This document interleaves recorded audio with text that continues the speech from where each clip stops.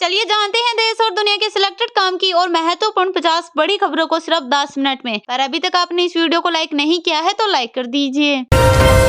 दिल्ली में BJP headquarter की बैठक का दूसरा दिन। आने वाले 2024 में लोकसभा चुनाव की रणनीति पर होगी चर्चा। कार्यकर्ताओं को बताएंगे लोगों तक सरकार की योजनाएं कैसे पहुंचाए। 2 दिन तक चलने वाली इस बैठक के पार्टी अध्यक्ष जेपी नड्डा बैठक की अध्यक्षता कर रहे।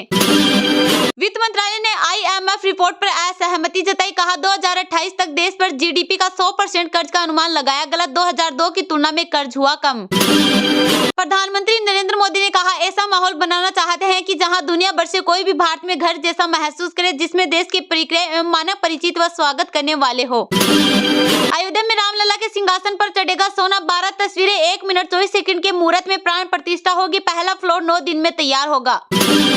मध्य प्रदेश में जल्द हो सकता है मंत्रिमंडल विस्तार। दिल्ली में पीएम मोदी अमित शाह से मिले सीएम डॉक्टर मोहन यादव। केंद्र से मिलेंगे 5,727 करोड़ रुपए। आदित्य एल फर्स्ट 6 जनवरी को तय जगह पहुंच जाएगा। इसरो चीफ एस सोमनाथ बोले किस समय लैंग्वेज पॉइंट पहुंचेगा यह सही वक्त पर बताएंगे।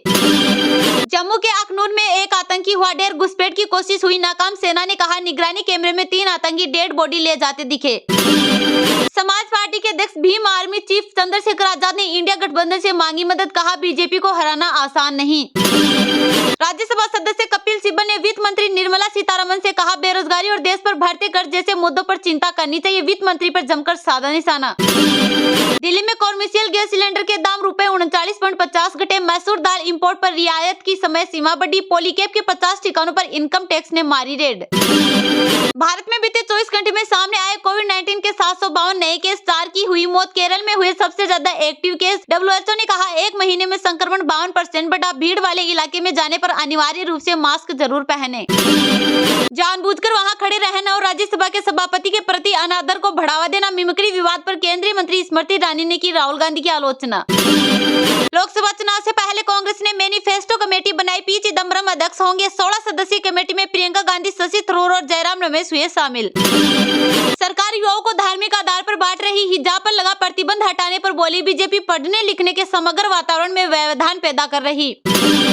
तमिलनाडु में भारी बारिश से 31 लोगों की हुई मौत। वित्त मंत्री निर्मला सीतारमण बोली केंद्र ने 2 किस्तों में 900 करोड़ किए आवंटित। पीरियड्स पेड लीव को लेकर मनोज झा पर भड़की केंद्रीय मंत्री स्मृति ईरानी। पूछा किस समलैंगिक पुरुष को आते हैं पीरियड्स। देश के हर नागरिक पर 1.40 लाख का कर्ज। भारत पर ₹205 लाख करोड़ का हुआ कर्ज। IMF ने चेताया, कहा खर्च हो रहा पैसा।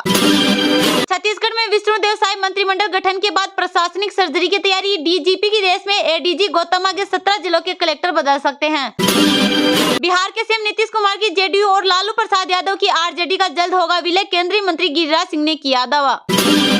अरविंद केजरीवाल सरकार की फिर बड़ी मुश्किलें। नकली दवा खरीदने के मामले में उपराज्यपाल विनय सक्सेना ने दिए CBI जांच के आदेश। इंडिया जीता तो मल्लिकार्जुन खड़गे नीतीश कुमार बन सकते हैं PM। हार के बाद यूपी, बंगाल, पंजाब, महाराष्ट्र, बिहार में कांग्रेस की सीटें होगी कम।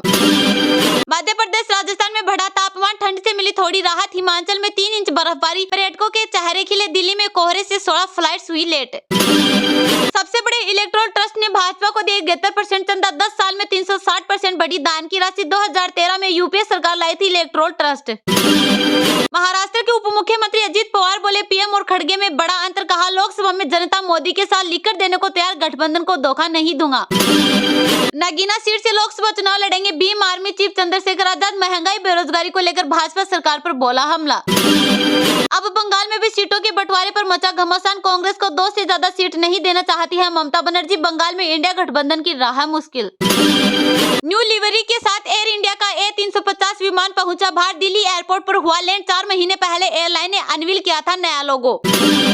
देश में 31 मार्च 2025 तक सस्ते दाम में मिलेगी मैसूर की दाल। सरकार ने इंपोर्ट पर रियायत की समय सीमा बढ़ाई। कीमतें स्थिर रखने के लिए लिया फैसला। संसद सुरक्षा उल्लंघन मामले में भाजपा सांसद प्रताप सिम्हा का बयान दर्ज। संसदीय कार्य मंत्री प्रहलाद जोशी ने कहा कानून अपना काम करेगा। बिहार के डिप्टी सीएम तेजस्वी यादव को ईडी ने फिर जारी किया समन। विदेश यात्रा की अनुमति वाली याचिका पर कोर्ट में सुनवाई जल्द। राजीव गांधी के समय भाजपा के खिलाफ थे मेरे पिता। केंद्रीय मंत्री स्मृति ईरानी बोली मोदी जी ने उनका भी नजरिया बदला। कर्नाटक के स्कूल कॉलेज में हिजाब से बैन हटेगा, सीएम सिद्धारमैया बोले कपड़े चुनना विशेषाधिकार, बीजेपी लोगों को पहनावे जाति के आधार पर बांट रही। झारखंड के मुख्यमंत्री हेमंत सोरेन ने बीजेपी पर साधा निशाना, कहा झारखंड के पिछड़ेपन के लिए पिछली भाजपा सरकार जिम्मेदार। इजरायल के व्यापारिक जहाज पर ड्रोन से हमला, हिंद महासागर में घटना को दिया गया अंजाम, यमन के हुती विद्रोहियों पर शक। हिम्मत है तो वाराणसी से पीएम मोदी के खिलाफ लड़े चुनाव, बीजेपी नेता अग्निमित्रा पॉल ने पश्चिम बंगाल की सीएम ममता बनर्जी को दी चुनौती। आम चुनाव से पहले पाकिस्तान के पूर्व पीएम इमरान खान की पार्टी को लगा बड़ा झटका, इलेक्शन कमीशन ने पीटीआई का चुनाव चिन्ह छीना। अब बिना पायलट वाला आ गया हेलीकॉप्टर, आग बुझाने समेत कई अहम सिविलियन वर्क में ही इस्तेमाल होगा, अमेरिका में प्रोडक्शन हुआ शुरू। रेसलर स्विस WFI विवाद में विनेश का सिस्टम पर तंज, बोली किसी खिलाड़ी के मरने पर रोने का इंतजार करना, वरदान मांगूंगा नहीं, कविता का वीडियो डाला। बजरंग के बाद अब गूंगा पहलवान लौटाएंगे पद्मश्री अवार्ड, प्रियंका गांधी से मिले पूनिया और साक्षी, ब्रजभूषण बोले ये कांग्रेस की गोद में बैठे। पहलवान बजरंग पूनिया और साक्षी मलिक पर बीजेपी सांसद रमेश बिदुड़ी बोले वो बच्चे हैं, किसी का टूल नहीं बनना चाहिए।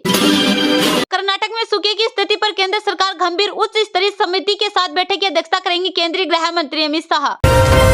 दिल्ली में बीजेपी हेडक्वार्टर की बैठक का दूसरा दिन, आने वाले 2024 में लोकसभा चुनाव की रणनीति पर होगी चर्चा, कार्यकर्ताओं को बताएंगे लोगों तक सरकार की योजनाएं कैसे पहुंचाए। 2 दिन तक चलने वाली इस बैठक के पार्टी अध्यक्ष जेपी नड्डा बैठक की अध्यक्षता कर रहे। जी हां, दिल्ली स्थित बीजेपी हेडक्वार्टर में चल रही पार्टी मीटिंग का दूसरा दिन है। दूसरे दिन की मीटिंग में राज्य के प्रभारी, प्रदेश अध्यक्ष, महासचिव और अन्य प्रमुख पदाधिकारी मौजूद हैं। न्यूज एजेंसी ANI के मुताबिक इस मीटिंग में 22 जनवरी को होने वाला प्राण प्रतिष्ठा समारोह भी चर्चा में शामिल होगा। उद्घाटन की तैयारी, मंदिर तक आम जनता की पहुंच आसान बनाने की चर्चा होगी। बैठक में शामिल होने वाले नेताओं में CR पाटिल, जी किशन रेड्डी, अरुण सिंह, तरुण चुग, BD शर्मा, दिनेश शर्मा, वसुंधरा राजे और तेजस्वी सूर्या शामिल हैं। गृह मंत्री अमित शाह बैठक में समापन भाषण देंगे। मीटिंग में पीएम मोदी, पार्टी अध्यक्ष JP नड्डा समेत कई सीनियर नेता शामिल होंगे। इस दौरान 2024 के लोकसभा चुनाव की रणनीति पर चर्चा होगी। इस दौरान 5 राज्यों के भाजपा अध्यक्ष, जिन्होंने पिछले महीने अपनी विधानसभा में हुए चुनाव में हिस्सा लिया था, वे पार्टी के प्रदर्शन पर प्रस्तुतियां देंगे। 2 दिन तक चलने वाली इस बैठक की पार्टी अध्यक्ष JP नड्डा बैठक की अध्यक्षता कर रहे हैं। वे बताएंगे कि कैसे मोदी सरकार की योजनाओं को आम लोगों तक पहुंचाना है। लोकसभा चुनाव 2024 की तैयारी में जुटी भाजपा एक साथ कई फॉर्मूलों पर काम कर रही है। पार्टी में मौजूदा सांसदों के टिकट काटने से लेकर नए चेहरों को मौका देने तक पर मंथन जारी है। सूत्रों के मुताबिक पार्टी आजादी के 100वें साल तक संसद में युवा प्रतिनिधित्व बढ़ाने के लिए काम कर रही है। चुनाव में भाजपा 150 नए प्रत्याशी उतार सकती है। इनमें 41 से 55 साल की उम्र के प्रत्याशियों की संख्या ज्यादा होगी। राजस्थान, मध्य प्रदेश और छत्तीसगढ़ विधानसभा चुनाव में जीत के बाद यह पार्टी की पहली बैठक है। बैठक में जीत की रणनीतियों पर इन राज्यों के प्रदेश अध्यक्ष प्रेजेंटेशन दे सकते हैं। इसके आधार पर ही आगे संसदीय क्षेत्रों के टिकटों को लेकर फॉर्मूला तय किया जा सकता है। इसमें जातीय समीकरण और महिलाओं को तवज्जो दिया जाएगा।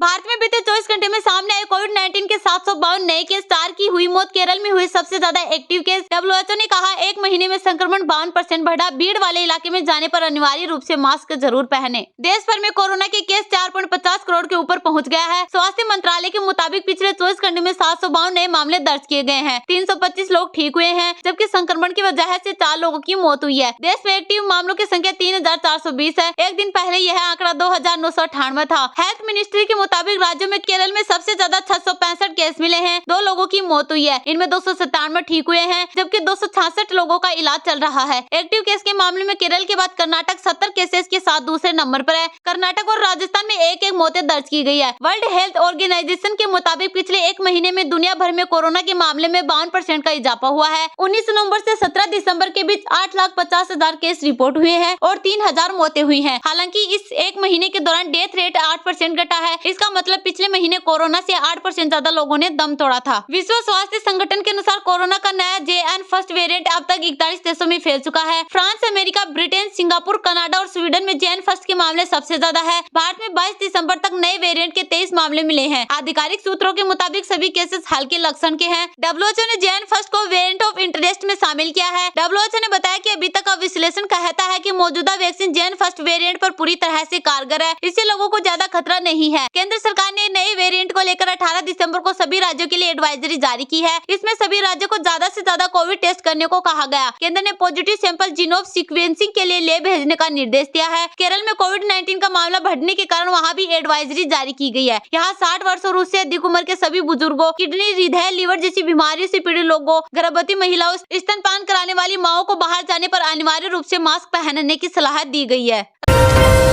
राज्यसभा सदस्य कपिल सिब्बल ने वित्त मंत्री निर्मला सीतारमण से कहा, बेरोजगारी और देश पर बढ़ते कर्ज जैसे मुद्दों पर चिंता करनी चाहिए। वित्त मंत्री पर जमकर साधा निशाना। राज्यसभा सदस्य कपिल सिब्बल ने बारिश से तबाही के बीच तमिलनाडु के मुख्यमंत्री M.K. स्टालिन के विपक्षी गुट Indian national development inclusive alliance की बैठक में शामिल होने के लिए उनकी आलोचना करने पर वित्त मंत्री निर्मला सीतारमण पर निशाना साधा और कहा कि इसके बजाय उन्हें बेरोजगारी और देश पर बढ़ते कर्ज जैसे मुद्दों पर चिंता करनी चाहिए। वित्त मंत्री ने शुक्रवार को कहा था कि तमिलनाडु जब इस बड़ी आपदा से जूझ रहा था तो राज्य के मुख्यमंत्री M.K. स्टालिन राज्य के लोगों के बीच होने के बजाय 19 दिसंबर को विपक्षी गुट इंडिया के घटक दलों के नेताओं के साथ दिल्ली में थे। सिब्बल ने एक्स पर एक पोस्ट में कहा, जब तमिलनाडु बाढ़ से जूझ रहा था उस वक्त स्टालिन के इंडिया की बैठक में शामिल होने पर सीतारमण ने उन पर निशाना साधा है। इसके बजाय यदि आपके पास समय हो तो इन पर चिंता करें। कम रोजगार, बेरोजगारी, भारत पर बढ़ता कर्ज, कुपोषित बच्चे, भूख, गरीबी और हम महिला पहलवानों पर भी। दूसरी तरफ आज एक बड़ी खबर निकलकर सामने आई है। कांग्रेस ने 2024 के लोकसभा चुनाव के लिए अपनी घोषणा पत्र समिति का गठन करते हुए पूर्व केंद्रीय मंत्री पी चिदम्बरम को बड़ी जिम्मेदारी दी है। कांग्रेस ने उन्हें इस समिति का अध्यक्ष नियुक्त किया है। छत्तीसगढ़ के पूर्व उप मुख्यमंत्री T.S. सिंहदेव को इस महत्वपूर्ण पैनल का संयोजक बनाया गया है। 16 सदस्यीय पैनल में कर्नाटक के मुख्यमंत्री सिद्धारमैया और कांग्रेस महासचिव प्रियंका गांधी वाड्रा शामिल है। यह घटनाक्रम कांग्रेस कार्य समिति की महत्वपूर्ण बैठक के एक दिन बाद आया है, जहां पार्टी ने अपनी लोकसभा चुनाव रणनीति पर चर्चा की और कहा कि वह जल्द ही अपने उम्मीदवारों के नामों की घोषणा करेगी।